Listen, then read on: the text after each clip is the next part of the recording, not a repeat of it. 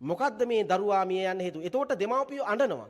සමහර විට එක්කන් ගිය අයටත් බයිනවා. උඹලා එක්ක ගිය හින්දා තමයි මේ මයි පොඩි එකා නැති වුනේ කියලා ලෝකෙටම බයිනවා. නේද? එහෙම බයිනවා. එතකොට මේ දරුවා මිය යාමට හේතුව මොකද්ද? කාටද දෙන්න පුළුවන් උත්තරයක්? මේ දරුවා මිය යන්න හේතුව මොකද්ද? හයින් කියන්නේ? ඔව් කියන්නේ. හරි. ඔව් එක එක උත්තර එනවා පින්වතුනි. හරි දැන් එහෙනම් විසඳ ගමු පින්වතුනි. මේ දරුවා මිය යන්න හේතුව තමයි පින්වතුනි මොකද්ද? ඉපදීම. ඕක හිතුන්නේ නැද්ද? මිය යන්න හේතුව මොකද්ද? ඉපදීමනේ.